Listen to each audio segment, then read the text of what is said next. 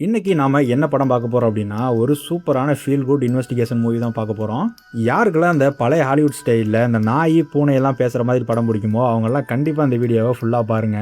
ஏன்னா, இதுவரைக்கும் ஒரு கொலைகேஸை ஒரு போலீஸ்காரன் சால்வ் பண்ணி பார்த்துருப்போம், ஒரு வக்கீல் சால்வ் பண்ணி பார்த்துருப்போம். ஆனா இந்த படத்துல ஆடுங்கள்லாம் சேர்ந்து ஒரு கொலைகேஸை ரொம்பவே சூப்பரா சால்வ் பண்ணுது.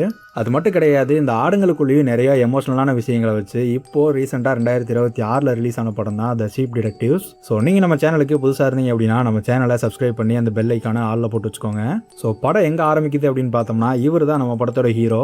இவருக்கு இந்த உலகத்திலே ரொம்ப பிடிச்ச விஷயங்கள்னா ஆடுகள் தான். அதனால இந்த ஊருக்கு ஒதுக்குப்புறமா கொஞ்சம் நிலத்தையும் கொஞ்சம் ஆடுங்களையும் வாங்கிட்டு வந்துட்டு மனுஷன் ரொம்பவே நிம்மதியாக வாழ்ந்துகிட்டு இருக்காரு. இந்த மந்தையில் இருக்கிற ஒரு ஆட்டுக்குமே தனியாக பேர் வச்சு வளர்த்திக்கிட்டு இருக்காரு. இவருக்கு ஆடுங்க அப்படின்னா அந்த அளவுக்கு ரொம்பவே பிடிக்கும். இந்த கூட்டத்தில் 2 ரவுடி பசங்க இருக்கானுங்க. இவனுக்கு 2 பேருமே ட்வின்ஸு. எப்போ பார்த்தாலும் சண்டை போட்டுக்கிட்டு தான் தெரியவானுங்க. சரியான மாடுமுட்டி பிரதர்ஸு. அதுக்கப்புறமா இவனோட பேர் மாப்பல். ரொம்பவே அமைதியாக இருப்பான் ஆள் எப்போவுமே. அதுக்கப்புறமா இவனோட பேர் செபாஸ்டின். ஆள் எப்போவுமே தனியாக தான் இருப்பான். எப்போ வேணா அவன் பாட்டுக்கு கிளம்பி எங்கேயாவது போயிடுவான். அதுக்கப்புறம் அவனா திரும்பி வருவான். நம்ம ஹீரோக்கு இவனை ரொம்பவே பிடிக்கும். அதுக்கப்புறமா கடைசியில் இவளோட பேர் லில்லி. இவரை பொறுத்த வரைக்கும் இந்த உலகத்திலே இவ தான் ரொம்ப புத்திசாலியான ஆள் அப்படின்னு நம்பிட்டு இருக்காரு. ஸோ அந்த அளவுக்கு இவளையுமே அவருக்கு ரொம்பவே பிடிக்கும். இவருக்கு மனசில் எந்த கஷ்டம் இருந்தாலும் ஒரு தடவை இவளை வந்து பார்த்தாரு அப்படின்னா அவர் மனசில் இருக்கிற எல்லா கஷ்டமுமே கரைஞ்சு போயிடும் அப்படின்னு சொல்கிறாரு. அதுக்கப்புறமா இந்த கூட்டத்தில் 1-2 குட்டி பசங்களும் இருக்கானுங்க. அங்கேயும் ஓடி விளையாடிக்கிட்டு இருப்பானுங்க. அண்ட் கடைசியாக இவனை வின்டர் லேம்ப் அப்படின்னு சொல்கிறாங்க. இந்த கூட்டத்திலே இவன் மட்டும் எப்போவுமே தனியாகவே இருப்பான். இவனை மற்றவனுங்க எப்போவுமே கூட்டத்தில் சேர்த்துக்கவே மாட்டானுங்க.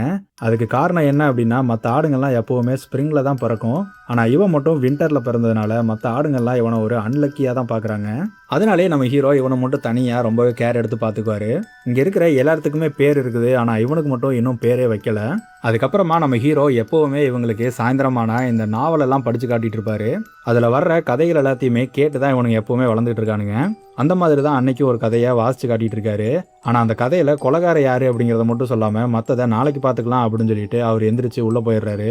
அதுக்கப்புறம் இவனுக்கு எல்லாருமே எப்படி கோச்சுக்கிறானேன்னு பாருங்களேன். கொலைகாரனை மட்டும் யாருன்னு சொன்னாதான் என்ன, இதுக்காக நாளைக்கு வரைக்கும் வெயிட் பண்ணணும் அப்படின்னு அவனுக்குள்ளேயே பேசிக்கிட்டு போயிட்டு இருக்கானுங்க. பத்தாவதுக்கு அவனுங்களே அந்த கொலையை யார் பண்ணியிருப்பா அப்படின்னு சொல்லி அவனுக்குள்ளே பேசிகிட்டு இருக்கானுங்க. ஒருத்தர் என்ன சொல்கிறான் அப்படின்னா, அந்த வீட்டில் வேலை செய்கிற லேடி தான் அவங்கள கொலை பண்ணி இருந்திருக்கணும் அப்படிங்கிறான். இன்னொருத்தன் அந்த கார்டனர் தான் கொலை பண்ணியிருக்கணும், ஏன்னா அவன் தான் எப்போவுமே அந்த புல்லை வெட்டிக்கிட்டே இருக்கான். ஆனால் ஒரு தடவை கூட அந்த புல்லை சாப்பிட்டதே இல்லை, நீ அதை நோட் பண்ணியா அப்படின்னு கேட்குறான். ஸோ என்னதான் இருந்தாலும் இவனுக்கு ஒரு ஆடு தான் அப்படிங்கிறத ப்ரூவ் பண்ணிடுறானுங்க. அதுக்கப்புறமா நம்ம லில்லி தான் வந்து கரெக்டாக கொலைகார யார் அப்படிங்கிறத காரணத்தோட சொல்கிறா. அந்த கதையில் போலீஸால் ஒருத்தன் சந்தேகப்பட்டு அதுக்கப்புறமா அவன் மேலே காட்டின சாட்சிகள் எல்லாமே பொய்ன்னு சொல்லி ஒருத்தர் ரிலீஸ் ஆகிருந்திருப்பான். அவன் தான் அந்த கொலையை பண்ணியிருந்திருக்கணும். அந்த சாட்சிகள் எல்லாத்தையுமே அவனே தான் ஃப்ரேம் பண்ணியிருந்திருக்கணும். ஏன்னா ஒரு தடவை போலீஸ்காரங்க சந்தேகப்பட்டு வெளியில் வந்துட்டான் அப்படின்னா திருப்பி அவன் மேலே யாரும் சந்தேகப்பட மாட்டாங்கிறது தெரிஞ்சுதான் அதை பண்ணியிருக்கணும் அப்படின்னு சொல்கிறா. நம்ம ஹீரோவுமே அடுத்த நாள் கரெக்டாக அந்த கதையை சொல்லி முடிக்கும்போது இதையே தான் சொல்லி முடிக்கிறாரு. அதுக்கப்புறமா அந்த ஊருக்குள்ளே இருக்கிற ஒரு சிலரை காட்டுறாங்க. இவனோட பேர் கேலப். நம்ம ஹீரோ மாதிரி இவனும் ஒரு ஷெப்பர்டு. நம்ம ஹீரோவுக்கு பக்கத்தில் இருக்கிற நிலத்துல இவனும் கொஞ்சம் ஆடுங்களை வச்சுட்டு மேய்ச்சிக்கிட்டு இருக்கான். அதுக்கப்புறமா அந்த ஊரில் கறிக்கடை வச்சிருக்கிற ஒரு புச்சர் ஒருத்தர் இருக்கான். அவனோட பேர் ஹேமு. அதுக்கப்புறமா ஒருத்தி ஹோட்டல் வச்சிருக்கா, இந்த கண்ணாடிக்காரி. அதுக்கப்புறமா இந்த ஊரோட போலீஸ்காரன் சரியான முட்டாளு, எப்போவுமே எல்லா வேலையும் தப்பு தப்பாக தான் செய்வான். கடைசியில் அந்த ஊரோட ஃபாதர் ஒருத்தர் இருக்காரு. நம்ம ஹீரோ நேராக அந்த சர்ச்சுக்கு வந்து அந்த ஃபாதர்கிட்ட கொஞ்சம் பணத்தை மட்டும் கொடுத்துட்டு ஆள் அங்கேருந்து கிளம்பிடுறாரு. அங்கே இருக்கிற யார் கூடயுமே நம்ம ஹீரோ பெருசாக பேச்சுவார்த்தையே வச்சுக்கிறது கிடையாது. அவருக்கு இவங்களை யாரையுமே பெருசாக பிடிக்கவும் செய்யாது. அதுக்கு அடுத்த நாள் காலையில் அந்த கேலப்னு ஒருத்தர் இருந்தான்ல, நம்ம ஹீரோ மாதிரியே அந்த ஆடு மேய்க்கிறவன், அவன் நம்ம ஹீரோவை பார்க்கறதுக்காக அந்த காரில் வந்து இறங்குறான். அப்போது அந்த மாடுமுட்டி பிரதர்ஸ் 2 பேருமே அந்த காரை பார்த்துட்டு, அந்த கார் பார்க்கறதுக்கு பலபலன்னு இருக்குல்ல, நம்ம வேணா ஒரு தடவை போய் முட்டி பார்ப்போமா அப்படின்னு சொல்லி பேசிகிட்டு இருக்கானுங்க. அப்போது நம்ம பசங்க என்ன பேசிக்கிறானுங்க அப்படின்னா, கேலப் இங்கே வந்திருக்கான் அப்படின்னா நம்ம கூட்டத்தில் இன்னும் நிறைய ஆடுங்க வந்து சேரப்போகுதுன்னு அர்த்தம். அப்படின்னா நமக்கு புது ஃப்ரெண்ட்ஸ் கிடைக்க போகிறாங்க அப்படின்னு சொல்லி இவனுக்கு எல்லாருமே ரொம்பவே குஷியாக இருக்கானுங்க. ஆனால் அதுக்கு அப்படியே ஆப்போசிட்டாக வந்தவனை நம்ம ஹீரோ பயங்கரமாக திட்டி அங்கேருந்து அனுப்பி விட்றாரு. ஸோ அவனுக்கு நினச்சது எதுவுமே நடக்கலை. அதனால் மனசு கஷ்டப்பட்டு அவனுக்கு என்ன சொல்கிறானுங்க அப்படின்னா, இதை என்னால் இதுக்கு மேலே ஞாபகம் வச்சுக்க முடியாது, நம்ம எல்லாருமே இதை மறந்துடலாம் அப்படின்னு சொல்லிட்டு 1 2 3 அப்படின்னு என்றானுங்க. அதுக்கப்புறமா அங்கே நடந்த எதுவுமே அவனுக்கு ஞாபகத்துக்கு இல்லை, எல்லாத்தையுமே மறந்துடுறானுங்க. ஸோ இவனுக்கு இப்படி ஒரு சூப்பர் பவர் இருக்குது போல். இந்த மாதிரி பவர் நம்மளுக்கு இருந்தால் நல்லா தான் இருக்கும். நிறைய விஷயங்களை மறக்கிறது நல்லது. ஸோ இவனுக்கு பிடிக்காத இந்த மாதிரி சின்ன சின்ன விஷயங்களை கூட ஞாபகம் வச்சுக்க வேணாம் அப்படின்னு நினைக்கிற அளவுக்கு இன்னசென்ட்டாக தான் இருக்கானுங்க. இந்த கூட்டத்தில் மேப்பல் அப்படின்னு ஒருத்தர் இருந்தான்ல, அவனுக்கு மட்டும் இந்த 1 2 3 ஒர்க் அவுட் ஆகாது. அவனால் எதையுமே மறக்க முடியாது, எல்லாமே ஞாபகம் வச்சுருப்பான். இவனும் அவனுக்கு பிடிக்காத எந்த விஷயத்தையும் ஞாபகப்படுத்த மாட்டான், எல்லாத்தையுமே இவனுக்குள்ளேயே வச்சுக்குவான். அதுக்கப்புறமா அந்த ஊருக்குள்ள ஒரு ரிப்போர்ட்டர் ஒருத்தர் வரான். அந்த ஊரில் ஒரு ஃபெஸ்டிவல் நடக்குது, அதை கவர் பண்ணிட்டு வா அப்படின்னு சொல்லிட்டு அவங்க நியூஸ் பேப்பர் கம்பெனிலேருந்து இவனை அனுப்பி விட்டுருந்துருக்கானுங்க. ஃபெஸ்டிவல்னு சொல்கிறானுங்க, ஆனால் பெருசாக ஆளுங்களும் வரல, அங்கே பார்த்து ரசிக்கிற மாதிரி எதுவும் கிடையாது. சும்மா ஒரு 4 டேபிளை வச்சுட்டு 2-3 ஐட்டங்களை வச்சுட்டு இதுக்கு பேர் ஃபெஸ்டிவல் அப்படின்னு சொல்கிறானுங்க. அதுக்கப்புறமா அந்த ஹோட்டல்காரிக்கு ஒரு லெட்டர் ஒன்று வருது, அதை கொடுக்கறக்காக அந்த போஸ்ட்மேன் ஒருத்தவங்க வராங்க. அவங்க அப்படி இவகிட்ட பேசிக்கிட்டு இருக்கும்போது நம்ம ஹீரோவோட பேர் போட்டு ஒரு லெட்டர் ஒன்று இருக்கிறத இவ கவனிக்கிறா. நம்ம ஹீரோ ஏற்கனவே ஒரு சிடுமூஞ்சி, இவன் யாருக்கு லெட்டர் எழுதுறான் அப்படின்னு சொல்லிட்டு அவங்க கிட்ட கேட்கும்போது அதெல்லாம் எனக்கு தெரியாது, ஆனால் ரெகுலராக லெட்டர் மட்டும் போகும் அப்படிங்கிறத சொல்கிறா. அப்படி அந்த லேடி வெளியில் போகும்போது அவங்களுக்கே தெரியாமல் அந்த ஹோட்டல்காரி அவளோட பேக்கில் இருந்து அந்த லெட்டரை மட்டும் உருவி எடுத்துடுறா. ஸோ அன்னைக்கு நைட் ஆகுது, ஒரே நேரத்தில் 2-3 சம்பவம் நடக்குது, அதை ஒரே டைமில் காட்டுறாங்க. ஒரு பக்கம் அந்த ரிப்போர்ட்டர் ஊருக்கு வந்தான்ல, அவன் திருப்பி அவனோட ஊருக்கு போயிட்டு இருக்கும்போது அவனோட காரு ரிப்பேர் ஆயிடுது. அதுக்கப்புறம் வேற வழி இல்லாமல் டோ பண்ணிட்டு திருப்பி அதே ஊருக்குள்ளேயே வரான். இன்னொரு பக்கம் நம்ம ஹோட்டல்காரி அந்த லெட்டரை படித்து பார்க்குறா. ஏதோ ஒரு பொண்ணுக்கு ரொம்பவே பாசமாக லெட்டர் எழுதி அனுப்பியிருக்காரு. அதை பார்த்த உடனே ஆள் ரொம்பவே அப்செட் ஆகி அந்த லெட்டர்லாம் தூக்கி வீசிக்கிட்டு இருக்கா. அது மட்டும் இல்லாமல் அங்கே பயங்கரமாக இடிச்சுக்கிட்டு இருக்கிறதுனால அந்த மந்தையில் 2-3 குட்டி பசங்க இருந்தானுங்கல்ல, அவனுங்க பயப்படுறானுங்க. அப்போது அவங்களோட பயமெல்லாம் போகிற மாதிரி அங்கே ஒருத்தர் அவனுக்கு கதை சொல்ல ஆரம்பிக்கிறாரு. அங்கே மேலே இருக்கிற அந்த மேகங்கள் எல்லாமே ஒரு காலத்தில் நம்மளே மாதிரி ஆடுங்களாக தான் இருந்துச்சு. அதுக்கப்புறம் ஒரு கட்டத்தில் அவங்களாம் மேகங்களாக மாதிரி மேலே போயிட்டாங்க. அதனால் நீங்கள் அவங்கள பார்த்து பயப்பட வேணாம் அப்படின்னு சொல்லிட்டு இருக்காரு. இவங்களை பொறுத்த வரைக்கும் என்ன நம்பிக்கை அப்படின்னா, ஆடுங்கள்லாம் இறந்து போகிறது கிடையாது, அவங்களாம் ஒரு கட்டத்தில் மேகமாக மாதிரி மேலே போயிடுவாங்க அப்படின்னு நம்பிட்டு இருக்காங்க. இதே நேரத்தில் நம்ம ஹீரோவோட வீட்டு கதவை யாரோ தட்டுறாங்க. நம்ம ஹீரோ அங்கே முழிச்சு அப்படியே எந்திரிக்க சீன் அப்படியே கட் பண்ணுறாங்க. அங்கே என்ன நடந்தது அப்படிங்கிறத நம்மளுக்கு காட்டலை. அடுத்த நாள் காலையில் நம்ம பசங்க எல்லாருமே மல்லாக்கு படுத்து தூங்கிட்டு இருக்க நம்ம மேப்பிள் மட்டும் எந்திரிச்சு நம்ம ஹீரோவோட ரூம் கிட்ட போகிறான். அங்கே போய் பார்க்க கீழே நம்ம ஹீரோ படுத்து கிடக்கிறான். நம்ம லில்லி பக்கத்தில் அசையாமல் அப்படியே நிற்கிறா. என்ன நடக்குது அப்படின்னு கேட்கும்போது, நாங்கள் 2 பேரும் ஒரு கேம் விளையாடிக்கிட்டு இருக்கோம், யார் ஃபர்ஸ்ட் அசைகிறாங்களோ அவங்க தோத்துட்டாங்கன்னு அர்த்தம் அப்படின்னு சொல்கிறா லில்லி. ஆனால் நம்ம மேப்பிளுக்கு இது கொஞ்சம் வித்தியாசமாக இருக்கே அப்படின்னு சொல்லிட்டு நம்ம ஹீரோவை எழுப்பி விடுறதுக்கு ட்ரை பண்ணுறான். ஆனால் நம்ம ஹீரோ கிட்ட எந்த அசைவுமே கிடையாது. அப்போ தான் நம்ம லில்லியை பார்த்து, அவர் ஒன்றும் உங்க கூட விளையாடலை, அவர் இறந்து போயிட்டாரு அப்படிங்கிறத சொல்கிறான். அப்போ கூட நம்ம லில்லி என்ன கேட்குறா அப்படின்னா, இறந்து போகிறதெல்லாம் கதையில் மட்டும்தானே நடக்கும், இவர் எப்படி இறந்து போக முடியும் அப்படின்னு கேட்குறா. அதுக்கப்புறமா நம்ம ஹீரோவை பார்க்கறதுக்கு அந்த கேலப் வரான். வந்தவன் அவன் இறந்து போயிருக்கிறத பார்த்துட்டு போலீஸ் எல்லாத்தையும் கூட்டிகிட்டு வந்துடுறான். இன்னொரு பக்கம் நம்ம பசங்களுக்கு இது ரொம்பவே மனசு கஷ்டமாக இருக்குது. அதனால மறுபடியும் 1 2 3 சொல்லி இது எல்லாத்தையும் மறந்துடலாம், நம்ம ஜார்ஜ் இறந்து போனதை மறந்துடலாம் அப்படின்னு சொல்லி பேசிகிட்டு இருக்கானுங்க. அப்போ தான் நம்ம செபாஸ்டின் அங்கே வரான். நீங்கள் இந்த மாதிரி பண்ணக்கூடாது, அவர் எவ்வளோ நல்லா நம்மளை எல்லாத்தையும் பார்த்துக்கிட்டாரு, அவரை போய் மறக்கிறேன்னு சொல்கிறீங்க, எப்பவுமே நண்பர்களை மறக்க மாட்டாங்க அப்படிங்கிறத சொல்கிறான். இப்படி இவனுக்கு பேசிக்கிட்டு இருக்கும்போது தான் கூட்டத்தில் இருந்த அந்த குட்டி பையன் ஒரு வார்த்தையை விடுறான். அவனுக்கு அங்கே நடக்கிறது எதுவுமே என்ன அப்படிங்கிறது புரியல. அந்த கதையில் கேட்குறது மாதிரியே இங்கேயும் கேட்குறான், அவரை கொலை பண்ணது யார் அப்படின்னு. அப்போ தான் நம்ம லில்லியும் யோசிக்கிறா, இவரை ஏன் யாராவது கொலை பண்ணியிருக்கக்கூடாது அப்படின்னு. ஸோ வந்த போலீஸும் என்ன சொல்கிறாங்க அப்படின்னா, இவர் ஹார்ட் அட்டாக்ல தான் இறந்து போயிட்டாரு அப்படின்னு கேஸை க்ளோஸ் பண்ண பார்க்குறானுங்க. வந்தவன் இங்கே என்ன நடக்குது அப்படின்னு கேட்கும்போது, இந்த மாதிரி ஒருத்தர் இறந்து போயிட்டாரு அப்படின்னு சொல்லும்போது, சும்மா இந்த ஊரை விட்டு போகிறமே அப்படின்னு நினச்சவனுக்கு ஒரு சூப்பரான கவர் ஸ்டோரி கிடச்சிருக்குது. ஸோ இவனு உள்ளே வந்து அங்கே என்ன நடந்திருக்குது அப்படிங்கிறத நோட் பண்ண ஆரம்பிக்கிறான். அப்போ தான் அவனும் அந்த வீட்டுக்குள்ளே செக் பண்ணி பார்த்தீங்களா அப்படின்னு சொல்லி கேட்குறான். இதே நேரத்தில் நம்ம லில்லியும் நம்ம மேப்பிளும் அந்த வண்டிக்கு பின்னாடி போய் அந்த விண்டோ வழியாக உள்ள என்ன இருக்குது அப்படிங்கிறத பார்த்துட்டு இருக்காங்க. நம்ம ரிப்போர்ட்டரும் நம்ம போலீஸ்காரனை உள்ளே கூட்டிகிட்டு போய் பார்க்கும்போது அங்கே 2 கிளாஸ் இருக்குது. ஸோ அப்படின்னா நம்ம ஹீரோவை பார்க்கறதுக்கு யாரோ அந்த நைட் வந்திருக்காங்க. 2 கிளாஸ் இருக்குது அப்படின்னா நம்ம ஹீரோவுக்கு தெரிஞ்சவங்க தான் யாராச்சும் வந்திருக்கணும். அது மட்டும் கிடையாது, உள்ளே இருக்கிற இந்த சேர் கிட்ட தான் ஏதோ நடந்திருக்குது, அவர் வெளியில் விழுந்து இறந்து போகலை அப்படிங்கிறத சொல்கிறான். இதை ஆல்ரெடி நம்ம லில்லியும் கரெக்டாக நோட் பண்ணியிருந்திருக்கா. ஸோ இப்போ நம்ம போலீஸ்காரனுக்கு ஒரு புது தலைவலி ஆரம்பிச்சிருக்குது. ஆனால் நம்ம ரிப்போர்ட்டரு ரொம்பவே இன்ட்ரெஸ்டாக இருக்கான் அந்த மாதிரி ஒரு கதையை கவர் பண்ணுறதுக்கு. அதே நேரத்தில் நம்ம லில்லி இங்கே நடந்த விஷயத்தை எல்லாத்தையும் பார்த்துட்டு போய் என்ன நடந்திருக்கும் அப்படின்னு ஒரு கெஸ் பண்ணுறா.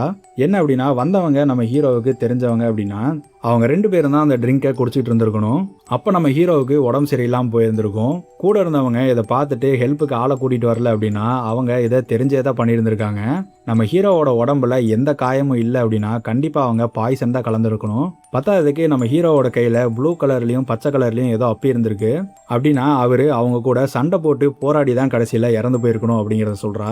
இவனுக்கு இப்படி பேசிக்கிட்டு இருக்கும்போதே அந்த ஊருக்குள்ளே பெல் அடிக்கிற மாதிரி ஒரு சத்தம் கேட்குது. ஊருக்கு பொதுவான ஒரு பெல் இருக்கும். அந்த பெல் அடிக்கிறாங்க அப்படின்னா அந்த ஊரில் இருக்கிற எல்லாத்தையுமே கூப்பிட்டு வச்சு ஏதோ பேச போகிறாங்க அப்படின்னு அர்த்தம். இதை செபாஸ்டின் பார்த்துட்டு இவங்க எல்லாரும் ஒன்று சேர்ந்து பேச போகிறாங்க அப்படின்னா நம்ம ஓனர் இறந்து போனதை பற்றி தான் பேச போகிறாங்க அப்படின்னு சொல்கிறான்.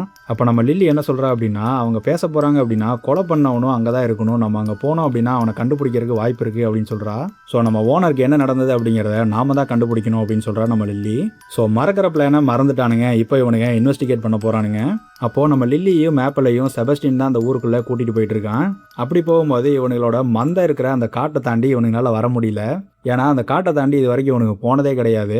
நம்ம செபாஸ்டின் மட்டும் தான் அடிக்கடி இந்த ஊருக்குள்ளே போகிறது வரதுமா இருப்பான். இப்படி இவனுங்க பயந்துக்கிட்டு நின்றுட்டு இருக்க ஒரு கோழி அது பாட்டுக்கு சாதாரணமாக வந்து கிராஸ் பண்ணி போய்கிட்டு இருக்கு.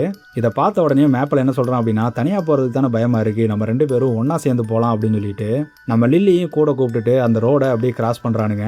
நம்ம ஹீரோவை கொலை பண்ணது யாரு அப்படிங்கிறத தெரிஞ்சுக்கிறதுக்காக இவங்களோட பயத்தை எல்லாத்தையுமே விட்டுட்டு அவருக்காக இந்த விஷயத்தை எல்லாத்தையுமே பண்ணிட்டு இருக்கானுங்க இவனுங்க. அவர் என்ன சொல்றாரு அப்படின்னு பார்த்தோம்னா, நம்ம ஹீரோவுக்கு யாரோ பாய்சன் கொடுத்து தான் கொலை பண்ணியிருந்திருக்காங்க. அதுவும் இந்த ஊரில் வளர்ற ஒரு செடியில் ஒரு பழம் ஒன்று இருக்கும், அந்த பழத்தில் இருக்கிற விஷத்தை வச்சு தான் அவரை கொலை பண்ணியிருந்திருக்காங்க அப்படிங்கிறத சொல்கிறாரு. அப்போ அந்த ஹோட்டல்காரி என்ன சொல்கிறா அப்படின்னா, நம்ம ஊரில் வளர்ற ஒரு செடியை வச்சு கொலை பண்ணியிருக்காங்க அப்படின்னா நம்மளில் ஒருத்தர் தானே கொலைகாரனாக இருக்க முடியும் அப்படின்னு சொல்லிட்டு ஒரு சந்தேகத்தை கேட்குறா. ஹீரோவோட பொண்ணு அப்படின்னு சொல்லிட்டு ஒருத்தி வந்து இறங்குறா. கூடவே நம்ம ஹீரோவோட லாயரும் வந்திருக்காங்க. அப்போ நம்ம லாயர் என்ன சொல்கிறாங்க அப்படின்னா, நம்ம ஹீரோ கிட்டேருந்து ஒரு உயில் ஒன்று வந்திருக்குதாம்மா. அந்த உயிலில் ஒரு சிலரோட பேர் இருக்குது. அவங்க எல்லாத்தையும் நான் தனியாக மீட் பண்ணணும். இன்றைக்கி சாயந்தரம் 5 மணிக்கு நான் சொல்கிற இடத்துக்கு அவங்கள வர சொல்லுங்க அப்படின்னு சொல்கிறாங்க. அன்னைக்கு சாயந்தரம் 5 மணிக்கு நம்ம லாயர் சொன்ன மாதிரியே எல்லாத்தையும் ஒரே இடத்துல கூப்பிட்டு வந்திருக்கான் நம்ம போலீஸ்காரன். அங்கே தான் நம்ம போலீஸ்காரங்கிட்ட நம்ம லாயர் ஒரு டவுட்டு கேட்டிருந்திருப்பாங்க. நம்ம ஹீரோவோட பொண்ணு அமெரிக்காவில் இருந்தது தானே சொன்னாங்க, நீங்கள் சொன்ன உடனே ஒரே நாளில் அவளால் எப்படி இங்கே கிளம்பி வர முடிஞ்சது அப்படின்னா, கொலை நடந்த அந்த அன்னைக்கு அவங்களும் இங்கே தான் எங்கேயாவது இருந்திருக்கணும், அவங்க மேலே உங்களுக்கு சந்தேகம் வரலையா அப்படின்னு சொல்லி நம்ம லாயர் ஒரு கேள்வி கேட்டிருந்திருப்பாங்க. அதை நம்ம போலீஸ்காரன் கரெக்டாக அந்த பொண்ணுக்கிட்ட கேட்க அவள் என்ன சொல்கிறா அப்படின்னா, அப்போ அவள் என்ன சொல்கிறா அப்படின்னா, இந்த கண்ட்ரிக்கு நான் எப்போ வந்துட்டேன், ஆனால் இந்த ஊருக்கு நான் நேற்று தான் வந்தேன் அப்படின்னு சொல்கிறா. அதுக்கப்புறமா மறுபடியும் ஏதாவது முக்கியமான கேள்வி கேட்பான் அப்படின்னு பார்த்தோம்னா, உங்களுக்கு பாய் ஃப்ரெண்ட் இருக்கானா அப்படின்னு கேட்குறான். வந்ததுலேருந்து இந்த பொண்ணை பார்த்து வளைஞ்சிக்கிட்டே தான் இருக்கான். அந்த ரூமில் இருக்கிறவங்களும் அதை நோட் பண்ணுறானுங்க. அதுக்கப்புறம் தான் நம்ம ஹீரோவோட ஒய்ஃபை பற்றி அவள் சொல்கிறா. நான் பிறக்கிறப்பவே எங்கள் அம்மா இறந்து போயிட்டாங்க அப்படின்னு சொன்னார். அதுக்கப்புறமா எங்களை சர்ச் மூலயமா தத்து கொடுத்துட்டாரு அப்படிங்கிறதையும் சொல்கிறா. ஸோ சின்ன வயசுலேருந்து அவங்க அப்பா இல்லாமல் தான் வளர்ந்துருக்கா அப்படிங்கிறத நம்மளால புரிஞ்சுக்க முடியுது. நம்ம போலீஸ்காரனும் கேட்ட கேள்வியை விடாமல் மறுபடியும் நேற்று வந்தேன்னு சொன்னீங்களே, எத்தனை மணிக்கு வந்தீங்க அப்படின்னு கேட்க, நான் 7 மணிக்கு வந்தேன் அப்படின்னு சொல்லிட்டு அவங்க அப்பா மேலே ரொம்பவே பாசம் இருக்கிற மாதிரி அழுக ஆரம்பிக்கிறா. இப்படி அழுது மழுப்பிட்டு இருக்கும்போது கரெக்டாக நம்ம லாயர் அங்கே வந்துடுறாங்க. வந்தவங்க வேலையாக நான் சொன்னவங்க மட்டும்தான் இங்கே இருக்கணும், மற்றபடி யாரும் இங்கே இருக்க தேவையில்லை அப்படின்னு சொல்லிட்டு அந்த ரிப்போர்ட்டரை அந்த ரூமை விட்டுட்டு வெளியில் அனுப்புகிறாங்க. அதுக்கப்புறமா நம்ம ஹீரோ எழுதி வச்சிருந்த அந்த உயில் எடுத்து வாசிக்கிறாங்க. அதில் யார் யார் பேர் இருக்குது அப்படின்னு பார்த்தோம்னா, நம்ம கேலபு, நம்ம கறிக்கடைக்காரன், அதுக்கப்புறமா அந்த ஹோட்டல் வச்சிருக்கிற பொண்ணு, அதுக்கப்புறமா நம்ம சர்ச்சில் இருக்கிற ஃபாதரு, நம்ம ஹீரோவோட பொண்ணு, அதுக்கப்புறமா இவளுக்கு ட்வின் பிரதர் ஒருத்தர் இருக்கானம்மா. நம்ம ஹீரோவுக்கு அப்படின்னா 2 பசங்க இருக்கானுங்க, அவனோட பேருமே அதில் இருக்குது. அதில் என்ன போட்டிருக்குது அப்படின்னா, இந்த ரூம்குள்ளே இப்போ 7 பேர் இருக்கீங்க, அதில் 2 கொலைகாரங்க இருக்காங்க, ஒரு முட்டாள் இருக்கான், ஒரு வின்டர் லேம்ப்பு, ஒரு ஸ்ப்ரிங் லேம்ப் இருக்குது, ஒரு பேட் ஷெப்பர்ட் ஒருத்தர் இருக்கான், ஒரு விக்டிம் இருக்கான் அப்படின்னு சொல்லிட்டு நம்ம ஹீரோ நோட் பண்ணியிருக்காரு. ஸோ இதில் யார் அப்படிங்கிறது புரியல. அது போக 2 கொலைகாரனுங்க இருக்கானுங்க, ஒரு விக்டிம் வேறு இருக்கான் அப்படின்னு சொல்லியிருக்கான் இல்லையா. அப்போ நம்மளில் ஒருத்தர் அடுத்து சாக போகிறாங்களா அப்படின்னு சொல்லி அங்கே இருக்கிற எல்லாருமே பதறானுங்க. நம்ம ஹீரோவோட இன்னொரு பையன் இருந்தான்ல, அவன் வெளிநாட்டில் இருக்கிறதுனால இங்கே வர முடியல அப்படின்னு சொல்லிட்டு ஃபோன் மூலியமாக தான் இவனுக்கிட்ட பேசிக்கிட்டு இருக்கான். அதுக்கப்புறமா நம்ம ஹீரோ அந்த உயிரில் என்ன எழுதியிருக்காரு அப்படின்னா, அவருக்கு இருக்கிற 300 ஏக்கர் நிலத்தை அந்த கேலப் அப்படிங்கிறவனுக்கு ஏலத்தில் விட்டுருக்கேன், அதனால் அந்த இடம், அந்த ஆடுங்க எல்லாமே அந்த 2 பசங்களுக்கும் போகிற மாதிரி எழுதியிருந்திருக்காரு. அது மட்டும் கிடையாது, கடைசியில் இந்த ஆடுங்களுக்கு ஒரு நோய் இருக்குதாமா, அதுக்காக இவர் ஒரு மருந்தை ஒன்றை கண்டுபிடிச்சிருந்திருக்காரு. அந்த மருந்துக்கு பேட்டன் வாங்கினது மூலயமா $30 மில்லியன் இவருக்கு கிடைச்சிருந்திருக்கு. அந்த பணத்தையுமே அந்த பொண்ணுக்கு தான் போகிற மாதிரி எழுதியிருந்திருக்காரு. இப்போ இவங்க படிச்சுக்கிட்டு இருக்கிறது அவர் இறந்து போகிறதுக்கு முன்னாடி நாள் கொடுத்தது. ஆனால் 2 மாதத்துக்கு முன்னாடி ஒரு உயிலை இவங்களுக்கு அவர் அனுப்பியிருந்திருக்காரு. இப்போ அந்த புது உயில் வந்திருக்கிறதுனால அந்த பழசை படிக்க மாட்டேன் அப்படின்னு சொல்லி அதை ஓரமாக எடுத்து வச்சிடுறாங்க. இப்படி இவனுங்க பேசிக்கிட்டு இருக்கிறது எல்லாத்தையுமே நம்ம பசங்க வெளியில் அந்த விண்டோ கிட்ட நின்று பார்த்துக்கிட்டு இருக்கானுங்க. ஸோ நம்ம லில்லிக்கு அந்த பொண்ணு பேசுறது சந்தேகமாக இருக்குது. அவங்க அப்பா இறந்து போயிட்டாரு, ஆனால் அவளோட மூஞ்சியில் அந்த சோகமே இல்லையே, அதே மாதிரி அவளோட கண்ணில் ஏதோ ஒரு பயம் தெரியுது அப்படின்னு சொல்லி அவளை டீகோட் பண்ணிட்டு இருக்கானுங்க. 3 பேர் வந்தானுங்களே, நம்ம செபாஸ்டினும் நம்ம லில்லியும் தானே இங்கே இருக்காங்க, இன்னொருத்தன் எங்கடா அப்படின்னு பார்க்கும்போது அவனை அந்த ஜன்னல் கிட்ட வந்துரு அப்படின்னு சொல்லிட்டு தான் சொல்லிட்டு வந்திருப்பானுங்க. அவன் இன்னும் அந்த கார்டனில் அந்த ஜன்னலை தேடி தான் சுற்றிக்கிட்டு இருக்கான். அப்படி அவன் சுற்றிக்கிட்டு இருக்கும்போது நம்ம ஹீரோவோட கையில் பச்சை கலரில் ஒரு கரை ஒன்று இருந்துச்சுல்ல, அதே மாதிரி அங்கே தொங்கிட்டு இருக்கிற ஒரு டிஷர்ட்டில் ஒரு பச்சை கலர் கரை ஒட்டிட்டு இருக்கிறத காட்டுறாங்க. அதுக்கப்புறமா அங்கே இருந்த கேரட்டை சாப்பிட போய் அந்த கட்டைக்கு நடுவில் அவனோட வாய் மாட்டிக்குது. ஒரு கட்டத்தில் அந்த கட்டையை உடைச்சிட்டு பின்னாடி போக அங்கே இருந்த பொருள் எல்லாத்தையுமே தட்டி விட்டதுனால அந்த டிஷர்ட் அவனோட மூஞ்சியில் விழுந்துருது. கண்ணு தெரியாமல் அங்கே இங்கேயும் ஓடிக்கிட்டு இருந்தவன் அங்கே இருந்த பொருள் எல்லாத்தையுமே தட்டி விடுறான். அப்படி அங்கே இருந்த எல்லா பொருளையும் தட்டி விட்டுட்டு இருக்கும்போது அந்த லெட்டர் கீழே விழுகிறத நம்ம போலீஸ்காரன் நோட் பண்ணுறான். அதுக்கப்புறமா கடைசியில் அந்த விண்டோவில் போய் லில்லி, நான் விண்டோவை கண்டுபிடிச்சிட்டேன், நீங்கள் எங்கே இருக்கீங்க அப்படின்னு கேட்குறான். இந்த பக்கம் நம்ம பசங்க எல்லாருமே கூட்டம் கூட்டி நம்ம செபாஸ்டியனும் நம்ம லில்லியும் என்ன பார்த்தாங்க அப்படிங்கிறத நம்ம லில்லி மற்றவங்க கிட்ட சொல்லிக்கிட்டு இருக்கா. அப்படி உனக்கு பேசிக்கிட்டு இருக்கும்போது நம்ம ஹீரோவோட பொண்ணுன்னு ஒருத்தி வந்தால, அவள் கையில் டார்ச் எடுத்துகிட்டு அந்த வழியாக சுற்றிக்கிட்டு இருக்கா. நம்ம ஹீரோவோட பொண்ணை பார்த்த உடனே அந்த கூட்டத்தில் வெள்ளையா ஒருத்தி இருப்பா. அவ என்ன சொல்றா அப்படின்னா, இவளோட ஸ்மெல்லு நம்ம ஓனரோட ஸ்மெல் மாதிரியே இருக்குது அப்படின்னு சொல்றா. அப்போதான் நம்ம லில்லிக்கு ஒரு ஐடியா வருது. நம்ம ஹீரோ எப்பவுமே புக்கு படிப்பார் இல்லையா, அதனால அவர் கடைசியாக படித்த அந்த புக்கில் இதுக்கான க்ளூ ஏதாவது இருக்கிறதுக்கு வாய்ப்பு இருக்கு. அப்படின்னா நம்ம அவரோட ரூம்குள்ளே போகணும் அப்படின்னு சொல்லிட்டு அந்த டேப் எல்லாம் போட்டிருப்பானுங்களா போலீஸ்காரனுங்க, அது எல்லாத்தையுமே பிச்சு விட்டுக்கிட்டு இருக்கு. அப்போது அந்த கூட்டத்தில் ஒருத்தன் முடி எல்லாமே கண்ணை மறைக்கிற அளவுக்கு வளர்த்தி வச்சுருப்பான். அவன் நேராக அங்கே வந்து நான் உள்ளே போகிறேன், எனக்கு இருக்கிற மோப்ப சக்தியை வச்சு அவர் கடைசியாக எந்த புக்கை படித்தாரோ அதை நேராக எடுத்துகிட்டு வந்துடுவேன் அப்படின்னு சொல்லிட்டு உள்ளே போகிறான். கடைசியில் நேராக அவரோட புக் ரேக் கிட்ட போகும்போது அங்கே நம்ம லில்லி சொன்ன மாதிரி ட்ரெயினோட ஃபோட்டோ போட்டு ஒரு புக்கு ஒன்று இருக்குது. புக்கை கண்டுபிடிச்சிட்டேன் அப்படின்னு சொல்லிட்டு அவன் அந்த புக்கை வெளியில் எடுத்துகிட்டு வரும்போது அந்த புக்கில் அந்த ட்ரெயினோட ஃபோட்டோவை பார்த்த உடனே நான் சொன்ன புக் இதுதான் அப்படின்னு சொல்லிட்டு நேராக அந்த புக்கை எடுத்துகிட்டு அந்த போலீஸ்காரனை பார்க்கறதுக்கு போலீஸ் ஸ்டேஷனுக்கு போகிறானுங்க. இந்த பக்கம் நம்ம போலீஸ்காரன் அந்த ரிப்போர்ட்டர் எடுத்த ஃபோட்டோஸ் எல்லாத்தையுமே அவங்ககிட்ட இருந்து வாங்கிட்டு வந்து அதில் ஏதாவது தடயம் கிடைக்குமா அப்படின்னு சொல்லி செக் பண்ணி பார்த்துக்கிட்டு இருக்கான். அப்போ யாரோ அந்த வீட்டோட கதவை தட்டுற மாதிரி சத்தம் கேட்குது. ஆள் பயந்துக்கிட்டு ஹெல்மெட்டு ஷீல்டு அப்படின்னு ஃபுல் ப்ரொடெக்ஷனோட வெளியில் வரான். வெளியில் வந்து பார்க்க யாருமே கிடையாது, கீழே அந்த புக்கு மட்டும் இருக்குது. அதுக்கப்புறமா தான் நம்ம செபாஸ்டினோட கதை என்ன அப்படின்னு தெரியுது. இவன் சின்ன வயசில் இருக்கும்போது இவன் ஒரு சர்க்கஸ் கூட்டத்தில் வளர்ந்துட்டு இருந்திருக்கான். இவன் சின்ன பையனாக இருக்கும்போது அந்த சர்க்கஸ்க்கு நிறையா குட்டி குட்டி பசங்கள்லாம் வந்துட்டு போவாங்க இல்லையா, இவனுக்கு சாப்பிட்றதுக்கு நிறையா எடுத்துகிட்டு வருவாங்க. அது மட்டும் கிடையாது, என் கூட எப்பவுமே விளையாடிக்கிட்டே இருப்பாங்க, அது எனக்கு ரொம்ப பிடிக்கும் அப்படின்னு சொல்கிறான். இது எல்லாமே நான் சின்ன பையனாக இருக்கிற வரைக்கும் தான். ஒரு கட்டத்தில் நான் வளர்ந்ததுக்கு அப்புறமா என்னோட ஓனர் என்ன அந்த சர்க்கஸ்குள்ளே கூட்டிகிட்டு போயிட்டு ஷோ காட்ட ஆரம்பித்தார். அங்கே ஒரு நாய் கூட என்ன சண்டை போட விடுவாங்க. நான் காயப்பட்டு கீழே விழுகிற வரைக்கும் அந்த சண்டை நடக்கும். அப்படி ஒரு நாள் தான் நான் காயப்பட்டு கீழே கிடக்கும்போது நம்ம ஓனர் அங்கே வந்தார். அந்த சர்க்கஸில் நிறையா பணம் கொடுத்து என்னை அங்கேருந்து கூட்டிகிட்டு வந்தார் அப்படின்னு சொல்கிறான். அதனால தான் நான் எப்பவும் அவரை மறக்கக்கூடாதுன்னு நினைக்கிறேன் அப்படிங்கிறதையும் சொல்கிறான். ஆனால் நீ ஏன் திரும்பி உன்னோட மந்தைக்கு போகலை, ஆடுங்கள்லாம் எப்போவுமே கூட்டமாக தானே இருக்கும் அப்படின்னு கேட்கும்போது தான் இவன் ஏன் எப்போவுமே தனியாக இருக்கான் அப்படிங்கிறது தெரியுது. அந்த ஒரு குட்டி ஆடை வின்டர் லேம்ப் அப்படின்னு சொல்லிட்டு நம்ம ஹீரோ வளர்த்துட்டு இருக்கார்ல, அதே மாதிரி தான் இவனும் வின்டரில் தான் பிறந்திருக்கான். அதனாலே அந்த கூட்டத்தில் யாரும் இவனை சேர்த்துக்காம எப்போவுமே தனியாக தான் இருந்திருக்கான். ஸோ அப்போ தான் நம்ம லில்லிக்குமே தெரிய வருது இவனும் ஒரு வின்டர் லேம்ப் தான் அப்படின்னு. அதுக்கப்புறமா அடுத்த நாள் நம்ம போலீஸ்காரனை அந்த ஸ்டேஷனில் தான் காட்டுறாங்க. அப்போ அந்த ரிப்போர்ட்டர் அங்கே வரான். ஆனால் அந்த போலீஸ்காரன் ஜன்னல் வழியாக நம்ம பசங்களே பார்த்துக்கிட்டு இருக்கான். இந்த கேஸில் எப்பெல்லாம் ஏதாவது ஒரு முக்கியமான விஷயம் நடக்குதோ அந்த ஆடுங்க அங்கே இருக்குது அப்படின்னு சொல்கிறான். அதுக்கப்புறமா நைட்டு நம்ம பசங்க கொண்டு வந்து கொடுத்த புக்கை இவன் ஃபுல்லாக படிச்சிருந்திருப்பான் போல. இந்த கேஸை எப்படி நம்ம விசாரிக்க போகிறோம் அப்படின்னு சொல்கிறான். ஒரு கொலைகாரனுக்கு 3 விஷயம் முக்கியமானது. 1 மோட்டிவ், எதுக்காக அந்த கொலையை பண்ணணும் அப்படிங்கிறது. 2வது அந்த கொலையை பண்ணுறதுக்கான சரியான வாய்ப்பு கிடைக்கிறது. 3வது அவங்க எதை வச்சு கொலை பண்ணுறாங்க அப்படிங்கிறது. இதில் நம்ம சந்தேகப்படுற அந்த 5 பேராலையுமே அந்த விஷத்தை நம்ம ஹீரோக்கு கொடுத்துருக்க முடியும். ஏன்னா அந்த சர்ச்சில் தான் அந்த பழம் ரொம்ப ஈஸியாக கிடைக்குது இல்லையா. அது போக மோட்டிவ் யாருக்கு இருக்குது அப்படின்னு பார்த்தோம்னா நம்ம ஹீரோவோட பொண்ணுக்கு தான் இருக்குது. ஏன்னா அவளுக்கு தான் அந்த பணம் வர்றதுக்கான வாய்ப்பு இருக்குது. மற்றபடி யாருக்குமே எந்த மோட்டிவ் இருக்குன்னு நம்மளுக்கு கிளியராக தெரியாது.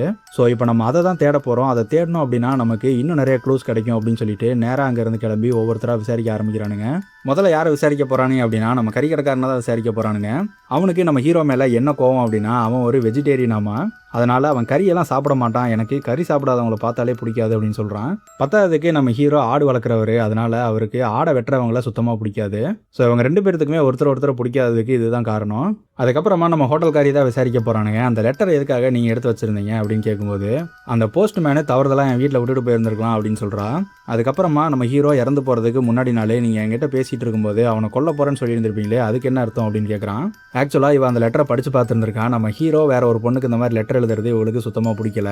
அந்த கோவத்தில் தான் அவனை கொல்ல போகிறான் அப்படின்னு சொல்லியிருந்திருப்பா. ஸோ இவளுக்கு நம்ம ஹீரோ மேலே ஒரு கண் இருந்திருக்குது.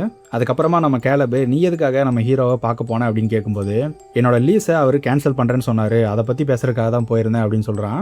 அவர் எதுக்காக உன்னோட லீஸை கேன்சல் பண்ணணும் அப்படின்னு கேட்கும்போது இவனுக்கு ஆடுங்களை பார்த்துக்கிறதுக்கு தகுதி இல்லை அப்படின்னு சொல்லிட்டு நம்ம ஹீரோ அந்த லீஸை கேன்சல் பண்ணியிருந்திருக்காரு. அதுக்கப்புறமா நம்ம ஃபாதரை தான் விசாரிக்க போகிறானுங்க. இவருக்கும் நம்ம ஹீரோவுக்கும் என்ன கணக்கு அப்படின்னா நம்ம ஹீரோவோட குழந்தைங்களை தத்து கொடுத்தது சர்ச் மூலமாக தான் தத்து கொடுத்துருந்துருப்பாரு. இவர் மூலியமாக தான் நம்ம ஹீரோ அவங்க பசங்களை தத்து கொடுத்துருந்துருக்காரு. அதுக்கப்புறமா நம்ம ஹீரோக்கு ஒரு கட்டத்தில் அவங்க பசங்களை பார்க்கணும் அப்படின்னு வரும்போது நம்ம சர்ச் ஃபாதர் கிட்ட வந்து கேட்டிருந்திருக்காரு. ஆனால் தத்து கொடுத்த பசங்களோட டீட்டெயில்ஸை சொல்கிறது சர்ச்சோட சட்டப்படி அது நியாயம் இல்லை. அதனால நம்ம ஹீரோ கிட்ட அந்த டீட்டெயில்ஸை சொல்லாமவே இருந்திருக்காரு. அதுக்கப்புறமா நம்ம ஹீரோ உங்களுக்கு என்ன வேணா பண்ணுறேன், எனக்கு அந்த டீட்டெயில்ஸை மட்டும் கொடுங்க அப்படின்னு கேட்கும்போது இவருக்குமே நிறைய பணம் தேவைப்பட்டிருந்திருக்கு. அதனால நம்ம ஹீரோ கிட்ட பணத்தை வாங்கிட்டு அவருக்கு அந்த டீட்டெயில்ஸை கொடுத்துருந்துருக்காரு. இந்த விஷயம் இந்த சர்ச்சுக்கு தெரிஞ்சா இந்த ஃபாதரோட வேலையே போயிடும். இதை தான் நம்ம ஹீரோவும் நம்ம ஃபாதரும் மறைச்சிக்கிட்டு இருந்திருப்பானுங்க.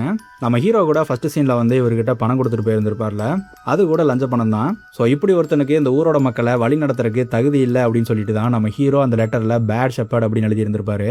ஸோ நம்ம ஹீரோ அந்த உயில் எழுதியிருந்த மாதிரி அந்த பேட் ஷெப்பர்டு வந்து கேலப் கிடையாது, இவர் தான் அப்படிங்கிறது தெளிவாக தெரிய வருது. அதுக்கப்புறமா கடைசியாக நம்ம ஹீரோவோட பொண்ணை விசாரிக்க போகிறானுங்க. அவகிட்ட போய் உங்கள் அப்பா இறந்த அந்த டைமில் நீங்கள் எங்கே இருந்தீங்க அப்படின்னு கேட்கும்போது நான் என்னோட ஹோட்டல் ரூமில் இருந்தேன் அப்படின்னு சொல்கிறா. அப்படி அவள் அங்கேருந்து கிளம்பும்போது இவளோட பேர் ரெபக்கா அப்படிங்கிறத தாண்டி வேற ஒரு பேரை சொல்லி நம்ம போலீஸ்காரன் கூப்பிட்றான். ஸோ அங்கே தான் இன்னொரு ட்விஸ்ட்டை கொடுக்குறானுங்க. கொஞ்சம் வருஷத்துக்கு முன்னாடி இவளோட பாய் ஃப்ரெண்டு கூட சேர்ந்துக்கிட்டு நிறையா திருட்டு வேலையெல்லாம் பண்ணியிருந்திருக்கா. அதுக்கப்புறமா நம்ம ஹீரோக்கு ஒரு விஷம் கொடுத்துருந்துருப்பானுங்கல்ல, அது அந்த மரத்தில் இருந்த ஒரு பழத்தில் இருந்தானே எடுத்திருப்பானுங்க. அந்த மரத்து பக்கம் எப்பயாவது போயிருக்கீங்களா அப்படின்னு கேட்கும்போது நான் எதுக்காக அங்கெல்லாம் போக போகிறேன், நாங்கெல்லாம் போனதே இல்லை அப்படின்னு சொல்கிறா. அதுக்கப்புறமா அவங்க அப்பாவோட ஃபார்முக்கு எப்பயாவது போயிருக்கீங்களா அப்படின்னு கேட்கும்போது அங்கே எல்லாம் நான் போனதே கிடையாது அப்படின்னு சொல்கிறா.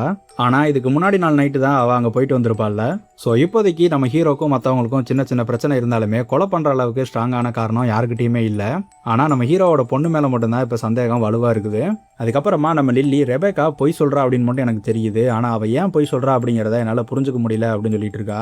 இந்த நேரத்தில் தான் அந்த வின்டர் லேம்ப் குட்டி பையன் இருப்பான்ல, அவன் வந்து என்ன சொல்கிறான் அப்படின்னா ரெபேக்கா ஒன்றும் பொய் சொல்ல தேவையில்லை, அவங்க ரொம்பவே நல்லவங்க, அவங்களோட ஸ்மெல்லே நம்ம ஓனர் மாதிரியே இருக்கும், அவங்களுக்கும் என்ன ரொம்பவே பிடிக்கும் அப்படின்னு சொல்கிறான். இப்போ தான் நம்ம லில்லிக்கு ஸ்ட்ரைக் ஆகுது, இதை யாரோ இதுக்கு முன்னாடி சொல்லி நம்ம கேட்டிருக்கோமே அப்படின்னு. ஸோ இதுக்கு முன்னாடி நாள் நைட்டு நம்ம ரெபேக்கா இங்கே வந்திருந்தப்போ இந்த கூட்டத்தில் வெள்ளையா ஒருத்தி இருந்திருப்பா, அவள் இந்த வார்த்தையை சொல்லியிருந்திருப்பா. அதை நம்ம லில்லி கரெக்டாக பிடிக்கிறா. நீ அவள் கிட்டேயே போனது கிடையாது, அவளோட ஸ்மெல் எப்படி இருக்கும்னு உனக்கு எப்படி தெரியும் அப்படின்னு கேட்கும்போது இவ பயப்பட ஆரம்பிக்கிறா, ஏதோ ஒரு விஷயத்த மறைக்கிறா அப்படின்னு மட்டும் தெரியுது. அதுக்கப்புறமா துருவி துருவி கேட்க தான் அந்த ஃபார்மில் இருக்கிற ஒரு இடத்துக்கு கூட்டிகிட்டு போகிறா. அங்கே போய் பார்க்கும்போது நம்ம ரெபேக்கா ஃபர்ஸ்ட் சீனில் அந்த கையில் காப்பை மறைச்சிருந்துருப்பா தெரியுமா, அதே மாதிரி ஒரு காப்பு இங்கே கிடக்குது. ஸோ இதில் தான் அவளோட ஸ்மெல் எனக்கு தெரிஞ்சுது, இது பார்க்குறக்கே ரொம்ப அழகாக இருந்துச்சு, அதனால தான் நானே வச்சுக்கணும்னு நினச்சேன், உங்கள் யாருக்கிட்டையுமே சொல்லலை அப்படின்னு சொல்கிறா. ஸோ இப்போ நம்ம ரெபேக்கா மேலே இருந்த சந்தேகத்துக்கு ஸ்ட்ராங்காக ஒரு எவிடன்ஸ் ஒன்று கிடச்சிருந்துருக்கு. என்ன அப்படின்னா இதுக்கு முன்னாடி நாள் நைட்டு அவள் அதே தேடிட்டு தான் இங்கே வந்திருந்திருப்பா கையில் டார்ச் லைட்டோட. அப்படின்னா கொலை நடந்த அன்னைக்கு அவங்க வந்திருக்கிறதுக்கு வாய்ப்பு இருந்திருக்குது, அப்போ தான் இதை மிஸ் பண்ணிட்டு போயிருந்திருக்கணும் அப்படின்னு சொல்லிட்டு கரெக்டாக நம்ம லில்லி ஒரு பாயிண்ட்டை பிடிக்கிறா. ஸோ கண்டிப்பாக இந்த கொலையை அந்த ரெபேக்கா தான் பண்ணியிருக்கணும் அப்படின்னு பேசிகிட்டு இருக்கும்போது நம்ம செபாஸ்டின் அங்கே வரான். வந்தவன் உங்கள் யாருக்குமே ரெபேக்காவை இருந்தே பிடிக்கல, அதுலேயும் குறிப்பாக லில்லி உனக்கு பிடிக்கவே இல்லைல, ஆரம்பத்துல இருந்து அவன் மேலே மட்டுமே சந்தேகப்பட்டுக்கிட்டு இருக்க, காரணம் என்னன்னு நான் சொல்லவா, ஏன்னா அவளுமே என்ன மாதிரி வின்டரில் பிறந்தவ, வின்டரில் பிறக்கிறதுங்கிறது அவ்வளோ பெரிய தப்பா, எங்களை எப்போவுமே தப்பானவங்களா தான் பார்ப்பீங்களா அப்படின்னு கேட்குறான். நம்ம அன்னைக்கு அங்கே போயிருந்தப்போ நானும் தான் அவளை பார்த்தேன், அவளோட கண்ணில் எனக்கு எந்த தப்புமே தெரியல, ஆனால் உனக்கு மட்டும் அது எல்லாமே தப்பாக தான் தெரிஞ்சதில்ல, உங்களை மாதிரி ஆட்டு மந்தைங்களுக்கு இது எதுவுமே புரியாது அப்படின்னு சொல்லிட்டு அவன் அங்கேருந்து கிளம்பி அப்படியே தனியாக போகிறான். அதுக்கப்புறமா நம்ம லில்லியும் மாப்பிளும் கிளம்பி அந்த சிட்டிக்குள்ளே போகிறானுங்க. அங்கே நம்ம போலீஸ்காரன் இவனுக்கு கொடுத்த புக்கை படிச்சுக்கிட்டு இருக்கும்போது இவனோட தொப்பியை நம்ம மாப்பிள்ளை அங்கேருந்து தூக்கிட்டு ஓடி வந்துகிட்டு இருக்கான். நேராக அந்த ஃபார்மில் அந்த காப்பு இருந்த இடத்துக்கு தான் கூட்டிகிட்டு வந்திருக்கானுங்க. அந்த எவிடன்ஸை அந்த போலீஸ்காரங்கிட்ட கொடுக்கறதுக்காக தான் இத்தனை வேலையும் பண்ணியிருந்திருக்கானுங்க. நம்ம போலீஸ்காரனும் அதை எடுத்துகிட்டு இவனுக்கு எல்லாத்துக்குமே தேங்க்ஸ் சொல்லிட்டு அங்கேருந்து அப்படியே கிளம்புறான். நேராக நம்ம ரெபேக்காவோட ரூமுக்கு தான் போகிறான். சர்ச் வாரண்ட் கூட வாங்கிட்டு வந்துட்டான். அந்த ஃபார்முக்கு போனதே இல்லை அப்படின்னு தான் என்கிட்ட சொன்னேன், ஆனால் உன்னோட பிரேஸ்லெட் எனக்கு அங்கே கிடச்சிது அப்படின்னு சொல்லிட்டு அவளோட ரூமை ஃபுல்லாக சர்ச் பண்ண ஆரம்பிக்கிறான். அந்த மரத்துக்கிட்ட நான் போனதே கிடையாது அப்படின்னு சொல்லி இருந்திருப்பாள்ல, ஆனால் அவளோட ஷூவில் அந்த மரத்தோட பழம் ஒன்று ஒட்டிகிட்டு இருக்குது. ஸோ இப்போ நம்ம ரெபேக்கா மேலே எல்லா எவிடன்ஸுமே கிளியராக இருக்குது. அந்த ஃபார்முக்கு போயிருந்திருக்கா, அந்த மரத்துக்கிட்ட போயிருந்திருக்கா, அதுக்கப்புறம் நம்ம ஹீரோவை கொண்டா பணம் கிடைக்கும், ஸோ இந்த கொலையை ரெபேக்கா தான் பண்ணியிருந்திருக்கணும் அப்படின்னு சொல்லிட்டு அவளை அரெஸ்ட் பண்ணி கூட்டிகிட்டு போயிடுறானுங்க. அதுக்கப்புறம் தான் நம்ம போலீஸ்காரன் விசாரிக்க ஆரம்பிக்கிறான். நீ எதுக்காக அங்கே போன அப்படின்னு கேட்கும்போது தான் எங்கள் அப்பா தான் என்னை பார்க்கணும் அப்படின்னு வர சொல்லியிருந்தாரு அப்படின்னு சொல்கிறா. அது மட்டும் கிடையாது, இப்போ ஒரு உயில் படிச்சிங்கல்ல, அது அவரோட உயில் கிடையாது, அவர் வேற ஒரு உயிலை தான் எனக்கு படிச்சு காமிச்சாரு அப்படிங்கிறதையும் சொல்கிறா. அதில் இந்த பணத்தை பற்றின டீட்டெயில்ஸ் எல்லாம் எதுவுமே இல்லை அப்படின்னு சொல்கிறா. அவருக்கு அப்புறம் நான் தான் இந்த மந்தையை பார்த்துக்கணும் அப்படின்னு சொல்லிட்டு அவர் ஆசைப்பட்டதா இவ சொல்கிறா. சரி நீ சொல்கிறதெல்லாம் உண்மையினே வச்சுக்கலாம், என்கிட்ட எதுக்காக பொய் சொல்லணும் அப்படின்னு கேட்கும்போது தான் அவர் இறந்த அன்னைக்கு நாங்கள் போயிட்டு வந்திருக்கேன், அது மட்டும் கிடையாது, இப்போ புதுசாக அந்த உயிரில் ஏதோ பணத்தை பற்றிலாம் எழுதியிருந்திருக்கு, அதை பற்றி எனக்கு எதுவுமே தெரியாது, இப்படி என்னை சுற்றி என்ன நடக்குதுன்னே புரியாமல் இருக்கிற நேரத்தில் நான் எதுக்காக உங்ககிட்ட வந்து தேவையில்லாத சொல்லி என் மேலே சந்தேகத்தை வளர்த்துக்கணும் அப்படின்னு சொல்லிட்டு தான் நான் போய் சொன்னேன் அப்படின்னு சொல்கிறா. அதுக்கப்புறமா நம்ம போலீஸ்காரன் அவளை அந்த செல்லில் அடைச்சிட்றான். அதுக்கப்புறமா நம்ம லாயரே அங்கே வராங்க. நம்ம ஹீரோவோட இன்னொரு பையன் இருப்பான் இல்லையா, அவன் என்ன சொல்லியிருக்கான் அப்படின்னா இந்த இடத்தையும் அந்த ஆடுங்களையும் அந்த கேலபுக்கு வித்தரலாம் அப்படின்னு சொல்லிட்டு அவன் இவங்களுக்கு ஃபோன் பண்ணி சொல்லியிருந்திருக்கான். இப்போது நம்ம ஹீரோவோட பொண்ணை அரெஸ்ட் பண்ணிட்டதுனால அந்த பையனுக்கு எந்த பிரச்சனையுமே கிடையாது, அந்த நிலத்தையும் அந்த ஆடுங்களையும் தாராளமாக விற்கலாம். அப்போது இவனுக்கு பேசுகிற எல்லாத்தையுமே வெளியிலேருந்து கேட்டுட்டு இருந்த நம்ம லில்லி கடைசியாக ஒரு தடவை இவளை அந்த ஜன்னல் வழியாக பார்த்துட்டு அவளோட ஃபார்முக்கு திரும்பி போகிறா. அப்போ தான் நம்ம லில்லியும் நம்ம மாப்பிளும் பேசிக்கிட்டு இருக்காங்க. ஒரு வழியாக ரெபேக்காவை கண்டுபிடிச்சாச்சு, அவள் தான் கண்டிப்பாக கொலை பண்ணியிருந்திருக்கணும் அப்படின்னு சொல்லிட்டு நம்ம லில்லி சந்தோஷமாக சொல்லிக்கிட்டு இருக்கா. நம்ம மாப்பிளும் கண்டிப்பாக அவள் தான் பண்ணியிருந்திருக்கணும், நீ தான் எல்லாத்தையும் சீக்கிரமாக கண்டுபிடிச்சிருவே அப்படின்னு சொல்கிறான். ஏன்னா நம்ம ஓனர் சொன்ன எல்லா கதையிலையுமே கொலகாரன் யார் அப்படின்னு அவர் சொல்கிறதுக்கு முன்னாடி நீ கண்டுபிடிச்சிருவேல அப்படின்னு சொல்கிறான். அது எல்லாமே புக்கில் வந்த கதைங்க, ஆனால் இங்கே இருக்கிறது நிஜமான மனுஷங்க அப்படின்னு சொல்லிட்டு லில்லிக்கு அவள் செஞ்சது சரியா தப்பா அப்படின்னு சொல்லிட்டு ஒரு சந்தேகம் ஒன்று இருக்குது. எப்படி இருந்தாலும் நாளைக்கு இந்த கேலப் வந்து நம்மளே வாங்கிட்டு போயிடுவான். அவன் தான் நம்மளோட புது ஷெப்பர்டு. அவனோட மந்தைக்குள்ளே நம்மளோட போயிட்டு பார்த்துட்டு வரலாமா அப்படின்னு சொல்லிட்டு மாப்பள்ளு லில்லியை கூப்பிட்டு உள்ளே போகிறான். உள்ளே போய் பார்க்க அங்கே இருக்கிறவனுங்கெல்லாம் இவனுங்களோட ரொம்பவே வித்தியாசமாக இருக்கானுங்க. அதில் ஒருத்தன் முன்னாடி வந்துட்டு இங்கேருந்து ஓடிரு அப்படின்னு சொல்கிறான். சொன்ன உடனே அவனுங்க எல்லாருமே அங்கேருந்து காணாமல் போயிடுறானுங்க. எதுக்காக அவன் எப்படி சொல்கிறான் அப்படின்னு ஒன்றுமே புரியாமல் நின்றுக்கிட்டு இருக்கும்போது தான் பாதுகாப்புக்கு 2 நாய்ங்களை விட்டுருந்துருக்கான். அது இவனுக்கு 2 பேர்த்தையும் துரத்த ஆரம்பிக்குது. அதுக்கப்புறமா இவனுக்கு 2 பேரும் அங்கேருந்த ஒரு பில்டிங்குள்ளே போகும்போது தான் விஷயமே தெரிய வருது. இந்த கேலபு ஆடுங்களை மேய்க்கிறேன் அப்படின்ற பேரில் இங்கே இருக்கிற ஆடுங்கள் எல்லாத்தையும் அந்த கறிக்கடைக்காரனுக்கு கொடுத்து அதுங்க எல்லாத்தையும் வெட்டி எக்ஸ்போர்ட் பண்ணிட்டு இருக்கான். இதனால தான் நம்ம ஹீரோ அவனுக்கு லீஸை கேன்சல் பண்ணுறேன் அப்படின்னு சொல்லியிருந்திருப்பாரு. இவனுக்கு 2 பேரும் வழி தெரியாமல் அங்கேயும் இங்கேயும் ஓடிக்கிட்டு இருக்கும்போது இவனில் பிடிக்கிற மாதிரி கிட்டத்தில் அந்த நாயை வரும்போது ஊடால விழுந்து நம்ம செபாஸ்டின் தான் இவனை 2 பேர்த்தையுமே காப்பாற்றுறான். அவன் அந்த சர்க்கஸில் நாய் கூட சண்டை போட்டேன் அப்படின்னு சொல்லியிருந்திருப்பான்ல, அதே மாதிரி இங்கே இந்த 2 நாய் கூடயும் சண்டை போட்டு இவனை 2 பேர்த்தையும் காப்பாற்றிக்கிட்டு இருக்கான். ஒரு கட்டத்தில் அந்த 2 நாய்களில் ஒரு நாய் நம்ம செபாஸ்டினோட முதுகிலே கடிச்சிருது. அதுக்கப்புறமா மறுபடியும் இவனுங்களை முட்டி சாய்க்க அவனை 2 பேரும் பயந்துட்டு அங்கேருந்து ஓடிடுறானுங்க. அதுக்கப்புறமா நம்ம செபாஸ்டின் அங்கேயே இறந்து போகிறான். ஓடி போன 2 நாய்ங்க ஆளுங்களை கூப்பிட்டு வர இவனை 2 பேரும் அங்கேருந்து தப்பிச்சு ஓடி வந்துடுறானுங்க. அங்கேருந்து வந்த இவனுக்கு 2 பேரும் மற்றவங்களை கூப்பிட்டு எப்படியாவது தப்பிச்சு போயிடுவோம், காலையில் இவன் வந்து நம்மளை கூட்டிகிட்டு போயிட்டான் அப்படின்னா நம்மளையுமே கறியாக்கி எக்ஸ்போர்ட் பண்ணிடுவான் அப்படின்னு சொல்லிட்டு அங்கேருந்து வந்தவனுங்க காலையில் இவன் வந்து நம்மளை கூட்டிகிட்டு போயிட்டான் அப்படின்னா நம்மளையும் கறியாக்கி எக்ஸ்போர்ட் பண்ணிடுவான் அப்படின்னு சொல்லிட்டு இங்கே இருக்கிறவங்க எல்லாத்தையும் கூப்பிட்டு தப்பிக்கிறதுக்கு அங்கேருந்து கிளம்புறானுங்க. அப்போ தான் இந்த மந்தையை தாண்டி அவனுக்கு வெளியில் போனதே இல்லைல்ல, அதனால அந்த புல்லை தாண்டி வெளியில் வர்றதுக்கு எல்லாருமே பயப்படுறானுங்க. நம்ம லில்லியும் நம்ம மாப்பிள்ளும் தான் எவ்வளவோ சொல்லி பார்க்குறானுங்க, இங்கேருந்து போகலை அப்படின்னா செபாஸ்டின் இறந்த மாதிரியே நம்மளும் இறந்துருவோம் அப்படின்னு. இவனுங்களுக்கு அதை பற்றி எதுவுமே புரியல. அப்போ தான் அந்த கூட்டத்தில் இருந்த ஒரு குட்டி பையன், நீங்கள் சொல்கிறது எல்லாமே மனசுக்கு ரொம்பவே கஷ்டமாக இருக்குது, எனக்கு இதை ஞாபகம் வச்சுக்க வேணாம்னு நினைக்கிறேன், நான் இதை மறக்க போகிறேன் அப்படின்னு சொல்லிட்டு 1 2 3 அப்படின்னு என்றான். இவன் இப்படி என்ன உடனேமே அங்கே இருக்கிற எல்லாத்துக்குமே எல்லாமே மறந்து போயிடுது. மறுபடியும் அதே மந்தைக்கு போயிடுறானுங்க. நம்ம லில்லியும் மாப்பிளை மட்டும்தான் இப்போ எல்லா உண்மையுமே தெரிஞ்சாலுங்க. அப்போது நம்ம லில்லி மாப்பிளை பார்த்துட்டு செபாஸ்டின் இறந்தது எனக்கு ரொம்பவே கஷ்டமாக இருக்குது, இதுக்கு முன்னாடி யாராவது இறந்ததை நான் அந்த மாதிரி பார்த்துருக்கேனா அப்படின்னு கேட்குறா. நம்ம மாப்பிளும் நீ நிறைய தடவை பார்த்துருக்க அப்படிங்கிற சொல்கிறான். எனக்கு ஒரு தடவை ஒருத்தவங்க இறந்து போகிறத பார்க்கறக்கே இவ்வளோ கஷ்டமாக இருக்குது, நீ மட்டும் எப்படி எல்லாத்தையும் ஞாபகத்தில் வச்சுக்கிட்டு இருக்க அப்படின்னு கேட்குறா. ஞாபகங்கள் கஷ்டமாக தான் இருக்கும், ஆனால் அதே ஞாபகங்கள் தான் நம்மளுக்கு சந்தோஷத்தையும் கொடுக்கும். நம்மளுக்கு பிடிச்சவங்கள இறக்காமல் பார்த்துக்கிறது நம்மளோட ஞாபகங்கள் மட்டும்தான் அப்படின்னு சொல்கிறான். அதுக்கப்புறம் நம்ம லில்லி நம்ம ஹீரோவோட அந்த கேரவன் கிட்ட போயிட்டு அப்படியே அமைதியாக உட்கார்றா. அவளோட கனவுல நம்ம ஹீரோ வந்து அவகிட்ட பேசுகிறாரு. நாளைக்கு அந்த கேலப் எங்கள் எல்லாத்தையுமே கூட்டிகிட்டு போக போகிறான், இப்போ நான் என்ன பண்ணுறது அப்படின்னு கேட்கும்போது தான் கேலப் உங்களை கூட்டிகிட்டு போக மாட்டான், ரெபக்கா கிட்ட தான் நீங்கள் போக போகிறீங்க, இவங்க எல்லாத்தையுமே நீ தான் காப்பாற்ற போகிற அப்படின்னு சொல்கிறாரு. ஆனால் யார் பண்ணதுன்னு என்னால் கண்டுபிடிக்க முடியலையே அப்படின்னு கேட்க, அப்போது ஒரு கொலையை கண்டுபிடிக்கிறதுக்கு 4 ரூல்ஸ் இருக்குது அப்படின்னு சொல்லியிருந்திருப்பாள்ல, அதில் 4வது ரூல் என்ன அப்படின்னா அந்த விக்டிம் கிட்ட தான் நிறைய க்ளூ இருக்கும், அதுதான் ரொம்பவே முக்கியம் அப்படின்னு சொல்லியிருந்திருப்பார்ல. அப்போ தான் நம்ம ஹீரோவுமே அவரோட கையை தூக்கி காமிக்கிறாரு. ஒரு கையில் ப்ளூ கலர் சாயம் ஓட்டியிருக்கு, இன்னொரு கையில் பச்சை கலர் சாயம் ஓட்டியிருக்கு. இப்போ தான் நடந்த எல்லாத்தையுமே திரும்பி ஒரு தடவை யோசிச்சு பார்க்குறா.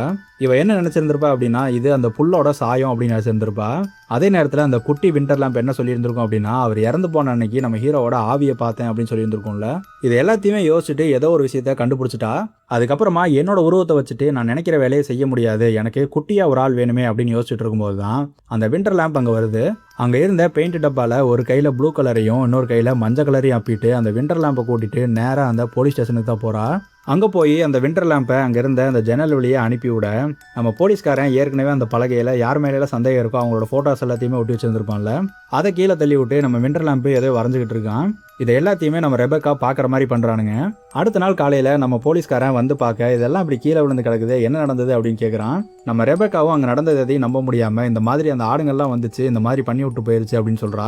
அவங்க ஏதோ நம்ம கிட்ட சொல்ல வராங்க, உங்களுக்கு ஏதாவது புரியுதா அப்படின்னு கேட்கும்போது தேவையில்லாத கதையெல்லாம் பேசிகிட்டு இருக்காத அப்படின்னு சொல்லிட்டு அவளை வெளியில் கூட்டிகிட்டு போய் அந்த போலீஸ்காரங்க கிட்ட ஒப்படைக்க போகிறான். கூட்டிகிட்டு போய் கையெழுத்து மட்டும் போட்டுட்டான் அப்படின்னா கேஸ் முடிஞ்சது, அவளை தூக்கி ஜெயிலில் போட்டுருவானுங்க. அப்போ தான் மறுபடியும் நம்ம பசங்க இங்கே வந்து நிற்கிறத அவன் கவனிக்கிறான். அந்த புக்கு கிடைச்ச அன்னைக்கு இவன் ஒரு விஷயத்த சொல்லியிருந்திருப்பான்ல, இந்த கேஸில் எப்பெல்லாம் ஒரு முக்கியமான விஷயம் நடக்குதோ அப்பெல்லாம் அவங்க அங்கே இருக்காங்க அப்படின்னு சொல்லியிருந்திருப்பான்ல. ஸோ இங்கே வந்திருக்காங்க அப்படின்னா ஏதோ ஒரு விஷயத்த நம்மகிட்ட சொல்ல வந்திருக்காங்க, நம்ம ரெபக்கா சொன்னது உண்மைதான் அப்படின்னு சொல்லிட்டு யோசிக்க ஆரம்பிக்கிறான். அப்போ அங்கே நின்றுகிட்டு இருக்கிற அந்த விண்டர் லேம்போட காலை பார்க்குறான், ஏதோ ஒரு விஷயத்த பிடிச்சிட்டான். அந்த போலீஸ்காரங்களா ஒரு நிமிஷம் இருங்க அப்படின்னு சொல்லிட்டு அங்கே என்ன நடந்திருக்கும் அப்படிங்கிறத கரெக்டாக சொல்கிறான். ஸோ என்ன நடந்திருக்குது அப்படின்னா நம்ம ஹீரோவோட பொண்ணுக்கு அவர் அந்த உயில் அனுப்பி இருந்திருப்பார்ல, அதில் ஆக்சுவலாக அந்த பணத்தை பற்றி எந்த டீட்டெயில்ஸுமே இருந்திருக்காது. உனக்கு அனுப்பியிருக்காரு அப்படின்னா கண்டிப்பாக உன்னோட பிரதருக்குமே அவர் அனுப்பியிருக்கிறதுக்கு வாய்ப்பு இருக்குது, அதை அவன் பார்த்துருந்துருக்கணும். அதுக்கப்புறமா அவங்க அப்பாவை பற்றி அவன் நிறைய விஷயங்களை தெரிஞ்சிருந்திருக்கணும். அப்போ தான் அவனுக்கு அந்த மெடிசன் மூலயமா அவருக்கு $30 மில்லியன் வரப்போகுது அப்படிங்கிற டீட்டெயில்ஸ் கிடச்சிருந்துருக்கணும். இப்போது அவன் அவங்க அப்பாவை கொலை பண்ணிட்டான் அப்படின்னா அந்த பணம் ஈஸியாக அவனுக்கு கிடச்சிரும் இல்லையா? ஆனால் அவன் தான் கொலை பண்ணான் அப்படிங்கிறத மறைக்கிறதுக்காக தான் உன்னை அவன் பயன்படுத்திக்கிட்டான் அப்படின்னு சொல்கிறான். எப்படின்னா நம்ம ஹீரோ எழுதின உயில் இல்லாமல் அதுக்கு முன்னாடி நாளே அவன் நைட் அங்கே போயிருந்தான்ல நம்ம ஹீரோவை கொலை பண்ணுறதுக்கு, அந்த அன்னைக்கு இவன் எழுதின ஒரு உயிலை தான் அங்கே வச்சுட்டு வந்திருந்துருக்கணும். அதை தான் நம்ம லாயர் நம்மளுக்கு படித்து காட்டினாங்க. ஸோ அந்த உயிலில் அந்த பணம் உனக்கு வர்ற மாதிரி அவர் எழுதியிருந்தார் அப்படின்னா இந்த கொலையை யார் பண்ணியிருப்பா அப்படின்னும் போது மேலே தான் எல்லாத்துக்குமே சந்தேகம் வரும். ஏன்னா உனக்கு தான் அதில் லாபம் இருக்குது அப்படின்னு.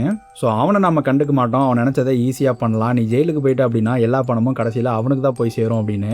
ஸோ அவன் நினச்சது எல்லாத்தையுமே ரொம்பவே ஈஸியாக சாதிச்சிட முடியும். ஆனால் இப்போ அவன் எங்கே இருக்கான் அப்படிங்கிறதான் கேள்வி அப்படின்னு சொல்லிட்டு ஹீரோவை கொல்றதுக்கு அவன் இங்கே வந்திருக்கான் அப்படின்னா இப்போ இந்த டவுனில் தான் அவன் இருக்கணும் அப்படின்னு சொல்லிட்டு நேராக நம்ம ரிப்போர்ட்டரை பார்த்து கையை நீட்டுறான். நீ தான் உன்னோட பேரை மாற்றி வச்சுட்டு உங்கள் அப்பாவை கொலை பண்ணுறதுக்காக ஒரு ரிப்போர்ட்டர் மாதிரி உள்ளே வந்து நாடகம் ஆடிட்டு இருக்க அப்படின்னு சொல்கிறான். ஆனால் அந்த ரிப்போர்ட்டர் என்ன சொல்கிறான் அப்படின்னா எங்கள் அப்பாவை கொலை பண்ணுறதுக்காக தான் இந்த கண்ட்ரிக்குள்ளே வந்தேன்னு நீங்கள் சொல்கிறீங்க, ஆனால் ஏற்கனவே ரொம்ப நாளைக்கு முன்னாடியிலேருந்து இந்த நியூஸ் பேப்பரை நான் வேலை பார்த்துட்டு இருக்கேன், அது உங்களுக்கே தெரியும் தானே அப்படின்னு கேட்குறான். அங்கே தான் நீ ரொம்ப புத்திசாலித்தனமாக யோசிச்சதாக நினச்சிக்கிட்டு ரொம்ப நாளைக்கு முன்னாடியே இந்த வேலையை ஆரம்பிச்சிருந்துருக்க, நீ எங்கே மாட்டிக்கிட்டேன்னு இன்னும் உனக்கு தெரியல அப்படின்னு சொல்கிறான். நாள் நம்ம லாயர் இந்த ஊருக்கு வந்தப்போ இவனுக்கிட்ட பேசிகிட்டு இருக்கும்போது வெளியில் நம்ம மாப்பிள்ள ஒரு டிஷர்ட்டை மண்டையில் போட்டுட்டு அங்கிட்டு இங்கிட்டு ஓடிட்டு இருப்பான்ல, அந்த டிஷர்ட்டு இவனோட தான். நம்ம ஹோட்டல்காரியோட ஹோட்டலில் இவன் தங்கிட்டு இருந்தப்போ அந்த டிஷர்ட்டு வெளியில் காஞ்சிட்டு இருந்திருக்கும். அந்த டிஷர்ட்டில் அந்த ப்ளூ கலர் சாயம் ஒட்டி இருந்ததை நான் பார்த்தேன் அப்படின்னு சொல்லிட்டு நம்ம போலீஸ்காரன் சொல்கிறான். நீ யோசிச்சு அந்த உயிலை மாற்றி வச்சது எல்லாமே கரெக்டு தான். அதுக்கு அடுத்த நாள் லாயர் வரும்போது கூட உன்னை கண்டிப்பாக அவங்க வெளியே அனுப்பிடுவாங்கன்னு தெரிஞ்சுதான் நீ அந்த லாயர்கிட்ட பேசவே ஆரம்பித்த. அவங்க வெளியில் அனுப்பிச்சதுமே வெளியில் போய் ஃபோன் மூலியமா கனெக்ட் ஆகி எங்கூட பேச ஆரம்பித்த. அதுக்கப்புறமா அவனோட சிஸ்டரோட ரூமுக்கு போய் அவளோட ஷூவில் அந்த பழத்தை ஒட்டி வச்சது வரைக்கும் நீ பண்ணது எல்லாமே கரெக்டு தான். ஆனால் உனக்கே தெரியாமல் நீ கொலை பண்ணும்போது உங்கள் அப்பாவோட கையில் ஒரு க்ளூவை விட்டுட்டு வந்துட்டேன் அப்படின்னு சொல்கிறான். என்ன அப்படின்னா நம்ம ஹீரோவை கொலை பண்ணும்போது அவரோட கையில் அந்த ப்ளூ கலர் சாயம் ஒட்டி இருந்திருக்கும்ல, அதை வச்சுக்கிட்டு இவன் கூட சண்டை போடும்போது இவனோட மண்டையில் இவன் டை அடிச்சிருந்திருப்பான் மஞ்சள் கலரில். அப்போது இவனோட முடியை பிடிச்சி இழுக்கும்போது அந்த ப்ளூ கலர் சாயமும் அந்த மஞ்சள் கலர் சாயமும் ஒன்றா ஒட்டிக்கிட்டு பச்சை கலரில் மாறி இருந்திருக்கும். இதை தான் நம்ம லில்லியுமே கண்டுபிடிச்சிருந்திருப்பா. அந்த விண்டர் லேம்ப் மூலியமா நம்ம போலீஸ்காரனுக்கும் அதை வரைஞ்சு காட்டியிருந்திருப்பா. கடைசியில் நம்ம ரிப்போர்ட்டர் இது எல்லாத்தையும் கேட்டுட்டு ரொம்ப சூப்பராக கதை சொல்கிறீங்க, ஆனால் என்னோட மண்டைக்கு நான் பெயிண்ட் அடித்தது மூலயமா நீங்கள் என்னை கொலகாரன்னு சொல்கிறதெல்லாம் என்னால் ஏற்றுக்க முடியாது அப்படின்னு சொல்கிறான். அப்போ கரெக்டாக நம்ம போலீஸ்காரன் அவன் சட்டையில் ஓட்டிகிட்டு இருந்த ஒரு முடியை எடுத்துகிட்டு இதை நான் கொண்டு போய் டெஸ்ட் பண்ண போகிறேன் அப்படின்னு சொல்கிறான். நம்ம ரிப்போர்ட்டரும் கண்டிப்பாக டெஸ்ட் பண்ணி பாருங்கள், அதில் உங்களுக்கு சாயத்தை தவிர வேறு என்ன கிடைக்க போகுது அப்படின்னு சொல்கிறான். நான் இதை எடுத்து கொண்டு போய் சாயத்தை வச்சு டெஸ்ட் பண்ண போகிறது இல்லை, நான் டிஎன்ஏ டெஸ்ட் பண்ண போகிறேன், நீ தான் அவரோட பையன் அப்படின்னா அந்த டிஎன்ஏ மேட்ச் ஆயிரும்ல அப்படின்னு கேட்குறான். இதை கேட்ட உடனேமே இதுக்கு மேலே எந்த காரணமும் சொல்லி தப்பிக்க முடியாது அப்படின்னு சொல்லிட்டு அவனோட கண்ணாடி கழட்டிட்டு ஆள் அங்கேருந்து ஓட ஆரம்பிக்கிறான். ஸோ ஒரு வழியாக இவன் தான் இந்த கொலையை பண்ணியிருக்கான் அப்படிங்கிறத கன்ஃபார்ம் பண்ணிடுறானுங்க. அதுக்கப்புறமா அந்த காரை எடுத்துட்டு அவன் அங்கேருந்து தப்பிக்கும் போது நம்ம போலீஸ்காரன் பின்னாடியே ஓடி போய் அவனை தடுக்கிறதுக்கு ட்ரை பண்ணிக்கிட்டு இருக்கான். இந்த டைமில் தான் கரெக்டாக நம்ம மாடுமுட்டி பிரதர்ஸ் உள்ளே வரானுங்க. நேற்று நைட்டு இவனுக்கு மறந்தது எப்படியோ இவனுக்கு ஞாபகம் வந்திருக்கு. அதுக்கப்புறமா நம்ம லில்லிக்கு உதவி பண்ணணுமே அப்படின்னு சொல்லிட்டு அவனோட பயத்தை எல்லாத்தையும் விட்டுட்டு இந்த சிட்டிக்குள்ளே வந்திருக்கானுங்க. வந்தவனுங்க அந்த காரை தப்பிக்க விடக்கூடாது அப்படின்னு சொல்லிட்டு நேராக ஓடி போய் அந்த காரை முட்டி எடுக்கிறானுங்க. இந்த சீன் பார்க்குறக்கே சூப்பராக இருக்கும். இவனுக்கு ரெண்டு பேர்த்தோட ரியாக்ஷனுமே பயங்கரமாக இருக்கும். அதுக்கப்புறமா அந்த டோரை முட்டி உடைக்க காருக்குள்ளே இருந்தவன் கவுந்துடுறான். அதுக்கப்புறமா அந்த காருக்கு முன்னாடி ஏறி கண்ணாடியை உடைச்சிட்டு எங்கள் ஓனரே கொலை பண்ணிட்டு எங்ககிட்ட இருந்தே தப்பிச்சிருவாடா அப்படிங்கிற மாதிரி நிற்பான் பாருங்க, செம்மையாக இருக்கும். அதுக்கப்புறமா அந்த போலீஸ்காரனுங்க அவனை அரெஸ்ட் பண்ணிட்டு போயிடுறானுங்க. நம்ம ரெபக்காவை ரிலீஸ் பண்ணிடுறானுங்க. இப்போ நம்ம ஹீரோ சொன்ன கணக்கு எல்லாமே கரெக்டாக வருதா? பேட் ஷெப்பர்ட் அப்படின்னு சொன்னது நம்ம ஃபாதரு, அதுக்கப்புறமா 2 கொலைகாரனுங்கன்னு சொன்னது நம்ம கேலப்பும் அந்த கறிக்கடைக்காரனும். விக்டிம் வந்து நம்ம ரெபக்கா தான். ஏன்னா அடுத்தது நீங்கள் எல்லாருமே என் கொலை கேஸில் இவ்வளோ தான் சந்தேகப்பட போகிறீங்க அப்படிங்கிறத முன்னாடியே யோசிச்சு எழுதி வச்சுருந்துருக்காரு. அதுக்கப்புறமா கடைசியில் அந்த முட்டாள் யார் அப்படின்னு பார்த்தோம்னா நம்ம ஹீரோவோட பையன் தான். ஈஸியாக என்னை கொலை பண்ணிட்டு தப்பிச்சிட முடியும்னு நினச்சல, நீ தாண்டா முட்டாள் அப்படிங்கிற மாதிரி சொல்லியிருந்திருக்காரு. அதுக்கப்புறமா அந்த நிலம் மொத்தமும் நம்ம ஹீரோவோட பொண்ணுக்கே வந்துடுது. அவள் தான் இந்த மந்தையை இப்போ பார்த்துக்கிட்டு இருக்கா. அது மட்டும் இல்லாமல் நம்ம கேலபோட மந்தையுமே சேர்த்து வாங்கிடுறா. அந்த ஆடுங்களையும் கூட்டிகிட்டு வந்து இவங்களோட ஒன்றா வச்சு பார்த்துக்கிட்டு இருக்கா. கடைசியில் மந்தையில் எப்போவுமே சேர்த்திக்காமல் இருந்த விண்டர் லேம்பை கூட நம்ம லில்லி இப்போ கூட்டிகிட்டு வந்து அந்த மந்தையில் சேர்த்துக்கிறா. கடைசியில் இவனுக்கு ஒரு பேர் வைக்கணுமே அப்படின்னு சொல்லிட்டு நம்ம ஹீரோவோட பேரான ஜார்ஜ்ன்ற பேரையே இவனுக்கும் வைக்கிறா. கடைசியில் நம்ம ரெபக்கா நம்ம ஹீரோ மாதிரியே இவனுக்கு எல்லாத்துக்கும் கதை சொல்லிக்கிட்டு இருக்க. அதுக்கப்புறமா அந்த விண்டர் லேம்பு அங்கே இருக்கிற குட்டி பசங்களோட விளையாடிக்கிட்டு இருக்கும்போது மேலே இருந்து இது எல்லாத்தையுமே நம்ம செபாஸ்டின் பார்க்குற மாதிரி அந்த மேகத்தை காமிச்சு அப்படியே அந்த படத்தை முடிக்கிறாங்க. ஸோ இந்த படம் எப்படி இருந்துச்சு, உங்களுக்கு பிடிச்சிருந்தா இல்லையா அப்படிங்கிறத கமெண்ட்டில் சொல்லுங்கள். நான் உங்களோட நெக்ஸ்ட் வீடியோவில் பார்க்குறேன். நான் உங்கள் நீங்கள் நம்ம சேனலை சப்ஸ்கிரைப் பண்ணால் மறந்துடாதீங்க.